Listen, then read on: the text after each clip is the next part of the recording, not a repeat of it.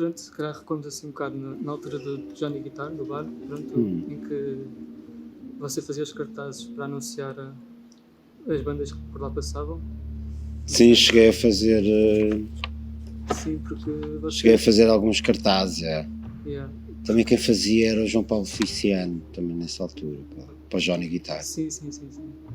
Porque você falou na conferência da ESAD que sempre foi um gajo que foi parar a música à conta da imagem. À conta da imagem e desse lado. Das capas e dos cartazes, dos bilhetes. Pronto, e iria perguntar como é que surgiu essa ideia, como é que foi como é que surgiu? Porque eu nasci em 66, depois estava na terceira classe, na altura era classe, no 25 de Abril, e depois, na altura que fui para o liceu, fui para o Dom Pedro V. E ao pé do Dom Pedro V abriu o Rock Rendezvous no Rego e comecei lá a parar. E depois mudei para António Arroio, onde havia sempre concertos e bandas. Antes as bandas, havia uma coisa porreira, que eram as bandas assim conhecidas, eles que iam tocar aos liceus. Sim, anos 80, né? Mais de 80, eu acho que a primeira vez que toquei no Rock Rendezvous foi em 86, no concurso, com uma banda que era os Aumentos à Crise. Pronto, depois fui para António Arroio, sempre curti capas de discos e os bilhetes. Hoje em dia os bilhetes são de computador, mas sempre curti os bilhetes, os cartazes, sempre gostei. Tanto que depois eu até queria, depois da António Arroio, ir para as Belas Artes, mas como não tinha média, e depois precisava trabalhar, ter o meu dinheiro, né? E acabei por fazer um estágio em publicidade e fiquei 11 anos em publicidade nos anos 90, mas sempre com bandas. Sim, este lado da relação com a imagem, que a imagem pode ter com a música. Sim, e agora passava-te a pedir a palavra. Portanto, desde muito cedo a tua figura ensinou-nos que a música não é só sobre tocar. Sim. Tu falas desde muito cedo que a música também tem uma imagem, que atrai ou não um público. Daí também entra o teu trabalho com o Máquina Tóxico. Sim, foi o nome que eu arranjei. O Máquina Tóxico. Trabalhava com Mac e ser tóxico. Estamos todos toxicados. Podes contar um pouco acerca de como surgiu essa ideia? Quais as relações que estabeleceu não só com a música, mas sim com outros projetos? Como, por exemplo, foi um dos colaboradores do Johnny Guitar Bar, em que fazia os cartazes a anunciar as bandas que lá passavam. Sim, cheguei a fazer cartazes para o Johnny Guitar, uns postais que eles faziam. Na altura, como eu estava a dizer, o João Paulo Feliciano também chegou a fazer para lá. Cheguei a ajudar a pintar o Johnny Guitar. Uhum. Também era o pessoal que eu conhecia, né? Da minha geração e um pouco mais velho, tipo o Zé Pedro ou o Alex, o Rádio Macau, tomavam conta do Johnny. E depois comecei a fazer capas de discos e pronto, e isso começou a espalhar a palavra e sei lá, eu e o Rui Garrido somos capazes de ser os gajos que fizeram mais capas de discos neste país, pronto, desde Tara Perdida, Rui Veloso, coisas mais fora. E também não só de discos, era de filmes também. Sim, filmes. Eu comecei a trabalhar com o Edgar Pera, porque eu fiz um cartaz que é tipo um pastiche do Pulp Fiction, que era de uma performance baseado no livro do Tiago Gomes, do Viola Elétrica, com um grupo de pessoal, na altura algum pessoal dos Lulu Blind, mais atores, e a performance chamava-se Elétrica, e esse póster foi espalhado pelo bairro Alto e muita malta curtiu o póster. Ainda tenho esses pósteres, e a partir daí começou o pessoal, foi a partir daí que, por exemplo, comecei a trabalhar com o Edgar, E fazia basicamente para o Edgar. Ao nível de cinema era mais o Edgar. E também para teatro. Surgiu assim imenso trabalho nesse género de pósteres. Na altura depois também abriu, o Edgar tinha uma cena que era a Associação Luso-Galáctica, que faziam festas e eventos e também, pronto, era eu que fazia a cena. Pronto, e depois isto é ou seja, desde que as pessoas comecem a fazer as coisas e as pessoas gostem do trabalho, pronto, aparece sempre malta a pedir coisas. Sim. Por falar em malta a pedir coisas, volta dos anos 2000 iniciaste aquela colaboração com a ZDB. Teoria. Sim. Exato, e que desenvolveste uma espécie de teoria dos cartazes mais rápidos do mundo. Davam-te uma ideia às tantas da Eles não davam ideia, o Natos pedia-me umas cartazes às vezes, porque eu nos anos 90 saía todos os dias à noite, portanto, e às vezes chegava até em estados lastimáveis a casa. E às vezes tinha mensagens do Natos a pedir-me um cartaz que era para entregar de manhã no Poço dos Negros, lá numa pequena gráfica. E à noite já estavam colados na rua, portanto, por isso é que eu chamava os cartazes mais rápidos do mundo. Sim, porque eu fazia os cartazes às vezes de madrugada, ou alguns, não é? Que eu às vezes até dizia, porquê que não avisaram antes? Sei lá, chegava a casa, queria deitar-me e ainda tinha que ir fazer os cartazes. E tão cansado, como é que arranjavas elementos visuais? Porque era um gajo novo, hoje em dia já não fazia isso. Tinha a vossa idade, e quando um gajo tem a vossa idade, podes-te embebedar todos os dias que no dia seguinte estás ok na mesma. E tens energia, és uma pessoa vocês são pessoas com energia, portanto, e gostam de viver e portanto o pessoal curte fazer coisas que gosta, portanto, seja às 3 da manhã, seja em estados alterados.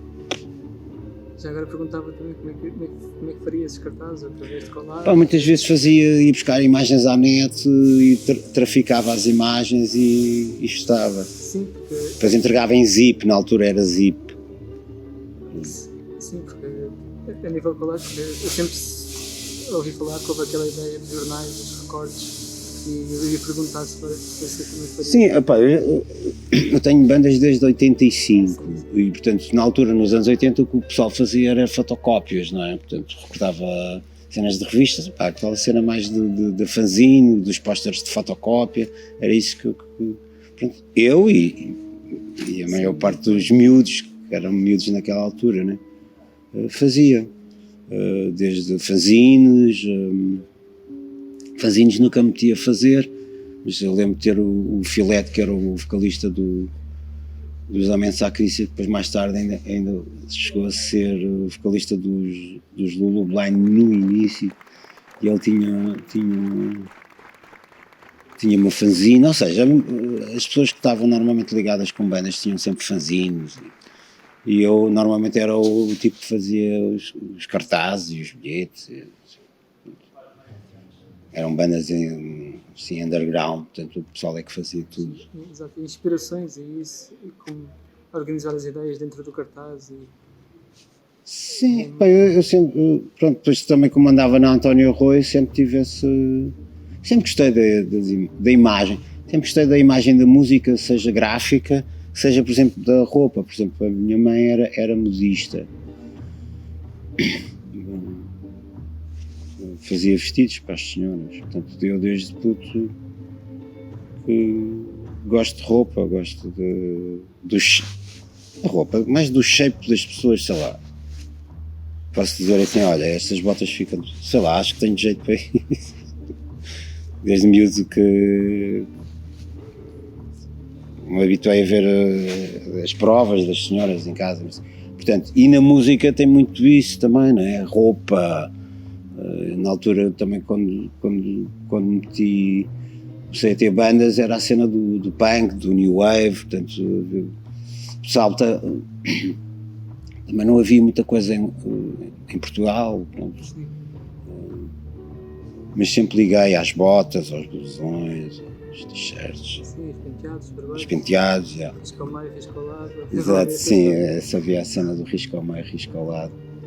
Havia um único barbeiro em Lisboa que se arriscava, sei lá, ela chegava lá e queria rapar o cabelo e ele rapava, porque normalmente os barbeiros não se metiam nisso, porque depois chegavam lá os pais dela e diziam, pá, mas tu rapaste o cabelo ao meu filho, mas ela é que pediu, pá, pronto, aquilo dava sempre grande confusão.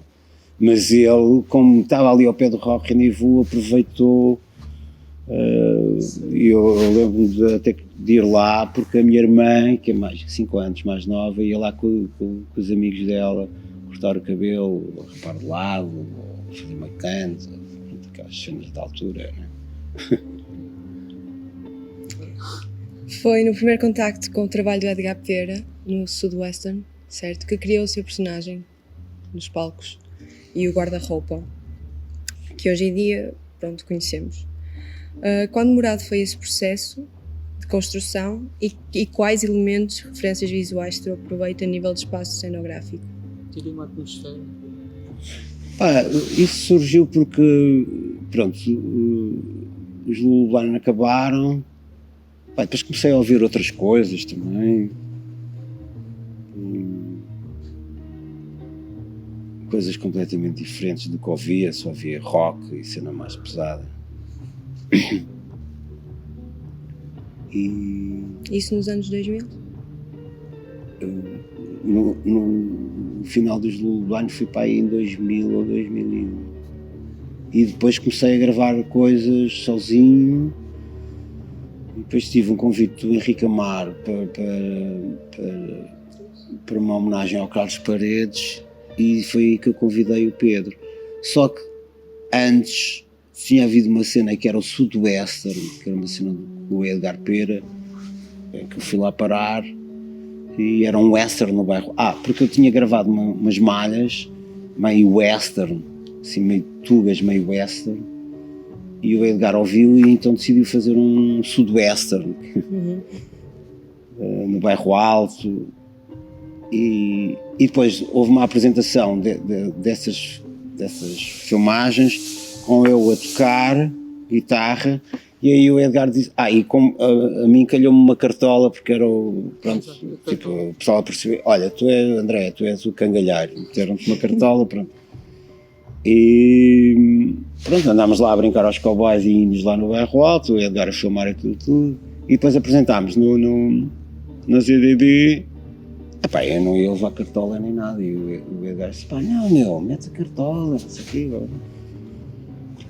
Depois arranja-me as botas brancas também e pronto, e ficou.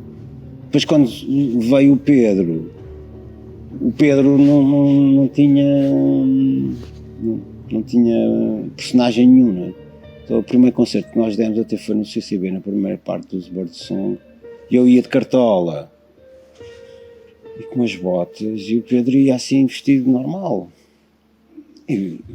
e assim foi. E depois o pessoal disse, isto não tem assim grande jeito, está aqui um gajo de cartola com umas botas e tu estás assim coisa. Então, como ele veio do jazz, arranjámos um personagem que era a cena um gangster da onda do jazz, da noite, pronto. E o outro era o gajo dos telhados, o bocado coveiro, mas o gajo que anda sempre em telhados, sempre vagabundo, né? E foi assim que se foi criando as coisas. Foi assim que se criou os personagens e depois começámos. Havia um texto que eu tinha feito, tinha a ver com esse lado de Lisboa, desse lado meio de rua, de Lisboa assim meio tropical, exótica, das cúpulas das igrejas, das facadas, desse lado mais assim do Castré, dos portos, de uma cidade portuária. E foi assim que se criou esses dois personagens. Pronto. Cá tipo, encontraram-se os dois à esquina, como é que era? Um a tocar a concertina e outro a dançar a solidão, mas não, neste caso não era isso, era dois gajos que se encontraram na esquina e que fizeram isso, essa história. pegando nessa ideia de criação de uma atmosfera, como surgiu a ideia para a composição do filme? O filme Sardinha, do Rodrigo Areias, também tem uma experiência imersiva. Sim, isso do Sardina foi o Rodrigo falou-me do filme. E como é um filme entre a cidade e o campo, e tem, sim, Guimarães e São Cristóvão, tem esse lado também, e também tem o lado da velhice, da solidão, do lado de também não é muito normal falar-se da velhice nos filmes, e também tem esse lado fixe que eu gosto no filme, que é o lado independentemente da idade, o amor não escolhe idades, não é? Portanto, as pessoas podem se apaixonar ou ter um amor aos 80 anos, sei lá. Eu acho que isso coaduna também com a cena que eu, sei lá, da maneira como eu toco guitarra, a cena também de ser um lado português, esse lado também meio nostálgico, e pronto, acho que correu fixe. Muito bem. Para concluir, esta é uma pergunta para os alunos da ISAD. Depois de 1 ano e meio de pandemia, que estratégias têm a sugerir a alunos como nós, que um dia iremos ser programadores, realizadores, artistas, músicos também? Estratégias para adotarem para essas criações? Quando não pertence.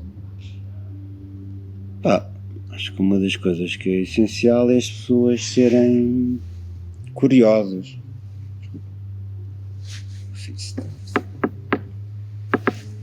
Acho que uma das coisas que um gajo deve ser sempre até ao final da vida é ser curioso. Só toco guitarra há anos e às vezes até, sei lá, sou capaz de... Imagina, o André toca guitarra. Às vezes pergunto, e tu tocas guitarra? E as pessoas dizem, eu sou só um mero curioso. Ser curioso é 50%. O gajo deve ser sempre curioso. Eu nunca vou saber tudo acerca de guitarra. Não tenho vida suficiente para saber tudo de guitarra. Posso é criar a minha... Acho que criei a minha identidade a tocar, mas as coisas é ser curioso.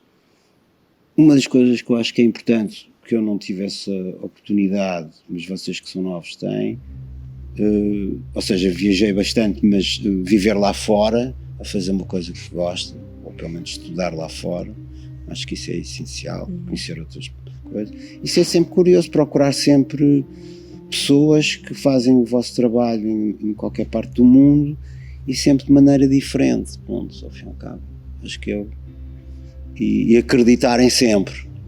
E outra coisa que eu, quando tinha a vossa idade, não acreditava, que é no trabalho, no prazer em trabalhar, pronto. Que eu acho que é essencial as pessoas, ou seja, um gajo para fazer as coisas que gosta tem que passar horas a fazê-las. E se tu passas horas a fazê-las, tu tens que gostar daquilo, porque senão aquilo passa a ser um inferno, um sacrifício, não é?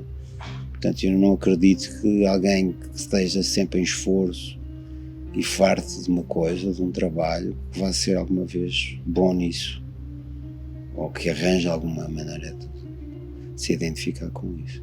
Portanto, acho que dizer isto que eu estou a dizer, acho que é uma coisa comum, dos mortais dos comuns. Eu e o André aprendemos a fazer esta pesquisa. Foi a primeira vez que trabalhámos em dupla, que temos um grande apreço por este tipo de pesquisa, por este tipo de trabalho aprofundado. E lá está, demorou-nos algumas horas, mas tirámos proveito da experiência inteira. Sim, e outra coisa, por exemplo, uma coisa que eu acho que é essencial é as pessoas, às vezes normalmente isso perde-se com a idade, vocês são novos, não têm isso, o pessoal com a idade, depois com os filhos, depois com... basicamente com a idade. O pessoal vai perdendo um bocado a falta de curiosidade em conhecer trabalhos de outros, de malta nova, estás a ver? Eu por acaso sempre tive a sorte que eu acho não, sempre tive esta ideia que os novos estão sempre à minha frente. É pessoas mais à frente. E hoje em dia eu tenho 3 filhos e sei, 2 deles são pequenos, uma tem 20, a Alice tem 20, o David tem 11 e a Simone tem 10. Bem, eles estão à minha frente. Eles e a geração deles e vocês e toda a malta mais nova que eu está sempre à frente. E, portanto, o pessoal aprende sempre com essa malta. Porque aquela falácia de quanto mais velho um gajo é, mais sabe, não é bem verdade. Eu pensava que era verdade, mas não é verdade. Porque vocês se calhar são capazes de me falar de coisas que eu já não percebo. Ou já não via assim. E isso passa-se com a idade. Eu lembro de estar a falar disto com um músico inglês que veio tocar com o Paulo Pedro Gonçalves, um músico box há uns anos. E ele é... Portanto, eu tenho 55, ele deve ter agora 70. E estávamos a falar disso e eu até estava a dizer, sim, mas um gajo mais velho até sabe mais. E eu, sim, tens mais experiência, mas não sabes mais. Ele tinha filhos de 30 e tal anos e ele dizia, os meus filhos às vezes falam de coisas que eu já não sei o que é que eles estão a falar. E às vezes eu dou-lhes conselhos e eles dizem assim, não pai, agora já não é assim. Isso era antes. Portanto, não sei se a gente sabe mais, foi o que ele disse. Realmente é verdade. Portanto, esse lado do pessoal querer sempre aprender com os mais novos, ou pôr sempre os mais novos à frente, acho que é uma vantagem também, porque são outras maneiras de estar na vida, outros valores, e que um gajo aprende sempre com os mais novos e com coisas que às vezes não são a vossa praia. E eu, por exemplo, com os Dead Como tive um bocado essa experiência que é participarmos em espetáculos que nos pediam, por exemplo, música popular, que fôssemos pela cena mais de folclore ou popular. Fizemos um trabalho de dança com os coreógrafos e isso levou-nos a ir para praias, que eu costumo dizer, que normalmente não íamos, que dizia, foi isso, folclore, texto folclore, mas aprendes sempre com coisas, ficas sempre com coisas boas. Tu podes tirar de coisas que tu não gostas ou que não é a tua praia, que vocês não gostam, mas podem tirar coisas boas que vocês aplicam à vossa maneira. Por exemplo, eu gosto de flamenco, eu não sei tocar flamenco, mas a cena do eu faço à minha maneira. Portanto, eu aproveitei-me disso de observação se agora chegar aqui um tipo mestre de flamenco e disse, não é assim que se faz, isso não é assim, pronto, não é assim, mas é à minha maneira. E esse lado lá está, das pessoas serem curiosas, acho que é super importante, seja tocar guitarra, seja fazer o que quiser, é viajar, ser curioso, meter-se em desafios, em coisas que não são a vossa praia, quer dizer, que têm a ver com o vosso trabalho, mas que são pessoas que à partida vos pedem coisas que não são bem a vossa praia, dentro da vossa área, claro. E estar sempre atento às coisas novas, à malta nova que está aí a fazer coisas, eu acho que isso. E viajar é uma coisa super importante, torna as pessoas mais tolerantes, observam maneiras de estar de outras sociedades, de outras culturas, tentar ser eclético, que é sempre uma coisa fixe. Uma filtragem das várias coisas que vão aparecer na nossa vida e retirarmos pequenas referências. Sim, para ti. É um bocado isso que eu faço também. Sim. A nível de filmes e coisas. E trabalhar e acreditar, pronto. Às vezes pode ser difícil, mas É sempre difícil, mas sei lá, comecei em 85 com a música, só a partir de 2008 é que ganho a vida da música. O resto tinha que... Também não gosto só de fazer música, gosto de desenhar, pronto, ainda continuo a fazer uns cartazes, gosto disso, mas é importante as pessoas investirem, não é? Quer dizer, eu não sou nada de futebol, mas, por exemplo, o Ronaldo, acho que é um miúdo que gosta de jogar à bola, sempre gostou e investiu nisso, não é? E fartou-se trabalhar, por isso é que é o que é. Pronto. Já não estou a dizer que um gajo chega a esse nível, mas ele só chegou ali porque ele gosta, de certeza que adora jogar futebol. Sim, desde miúdo, sabe? E começou muito de cedo, né? Então, pá, e fartou-se de trabalhar para chegar ali, né? E isso. Mas a genética dele também é de 1 em 1 milhão. Tem isso a seu favor. Sim, mas pá, eu como nasci antes do 25 de Abril, ali o André tem mesmo muito jeitinho para desenhar. Pá, o que é isso? Há miúdos que têm, sei lá, realmente têm mais inclinações para uma coisa ou para outra. Mas se tu até podes ter jeitinho, mas se tu não trabalhares, se tu não investires, se tu não pesquisares, se tu não veres os outros, se não fores às exposições, se não tentares perceber o trabalho dos outros, se não leres acerca daquilo, de desenhos, da história, até podias ter o tal jeitinho para o desenho, mas não vais a lado nenhum, né? Portanto, é investir naquilo que se gosta e nunca beber daquele veneno da inveja, ou seja, o sucesso dos outros ser para vocês uma catapulta para vocês. Espera, se ele consegue, eu também vou conseguir. Sabes? Há muita malta que bebe esse veneno e quem se envenena é as pessoas que depois sentem inveja porque tu conseguiste e eu não consegui. Mas se tu conseguiste, é um bom exemplo que tu conseguiste. Se tu conseguiste, porquê que eu não vou conseguir? Ou o André. Alguma coisa a acrescentar, André? E agora, se calhar faço aquela pergunta: que projetos tem no futuro, futuras colaborações, o que é que se poderá mudar um bocadinho lá me irei?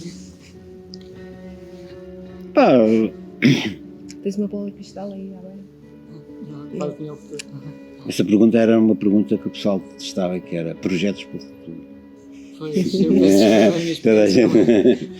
Mas pronto, olha, pronto, o que vou tocar aqui é para sair num disco para o ano, pela Revolve. Tem coisas gravadas, outras ainda estou a gravar. E tenho um disco que foi gravado antes da pandemia, em novembro de 2019, que era para sair em janeiro ou fevereiro de 2020 e que finalmente vai sair em 2022, em janeiro. Está certo. Que é o Escudo Macumba. Pronto. É isso. Também aproveitei a cena da pandemia para fazer um livro de todas as fotos que fui tirando assim nas viagens com os Dead Combo e mesmo viagens que não foi em trabalho, pelos vários sítios de onde passei, e pegar nessas fotos e contar umas histórias acerca dessas viagens. Mas com fotografias, com textos? Sim, com fotografias e com textos. Diria.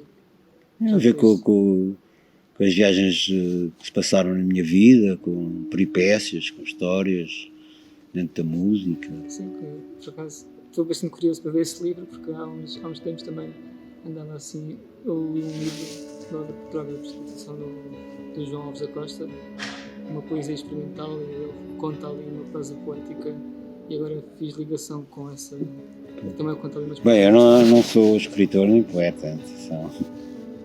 Mas tem uma sensibilidade, diria eu. Sim, pá, ao fim e ao cabo também foi isto da pandemia, também fez uma coisa que eu nunca tive, que era o olhar para trás. Eu não sou um gajo, sou um gajo bué de imediatista. Não sou um gajo do...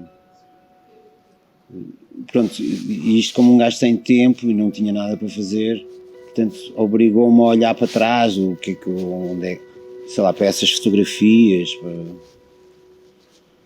ao fim e ao cabo, para me ocupar o tempo, não é? De reunir as fotos e tentar fazer uma coisa dali, não é? De reunir essas histórias. Normalmente eu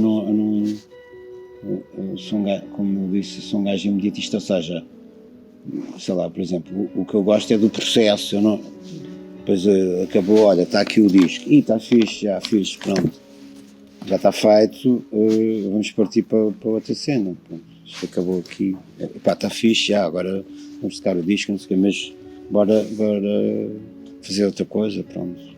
E às vezes também é fixe um gajo parar, esta cena da pandemia também obrigou-me um bocado a esse lado de olhar para trás, do que é que eu já fiz. Sim, porque eu agora posso falar, estou a fazer um projeto, estou sem imagem, mas estou a fazer um vídeo e estou a fazer um livro de rodagem, de montagem, em que envolve ir à Feira da Ladra, buscar imagens e reorganizar essas imagens para contar uma narrativa. Pois sim. E parte muito desse princípio, parar para olhar para as imagens e escrever o texto e Sim. organizar graficamente com colagens. Isso era um trabalho que a malta fazia, por exemplo, em publicidade. Havia, às vezes, exercícios que era... Tenho aqui uma caixa cheia de slides, né, espalhados, eu dou-te 8 slides e eu dou-te 8 slides e eu fico com 8 slides. E depois é organizar esses 8 slides e contar uma história. Pronto. Pronto, eram exercícios, vá lá, criativos. Às vezes fazíamos essas residências, fins de semana, para... Ou então, tipo, se tens uma banca de melancias à beira da estrada, o que é que tu escrevias no cartaz? Vende-se melancias com erro ou não? Ortográfico. Com erro. Ou sem erro? Ou o que é que tu escrevias? Eram umas coisas assim interessantes. Publicidade é um business, mas tem coisas. Tem coisas X. Aprende-se bem. Principalmente a lidar com o tempo.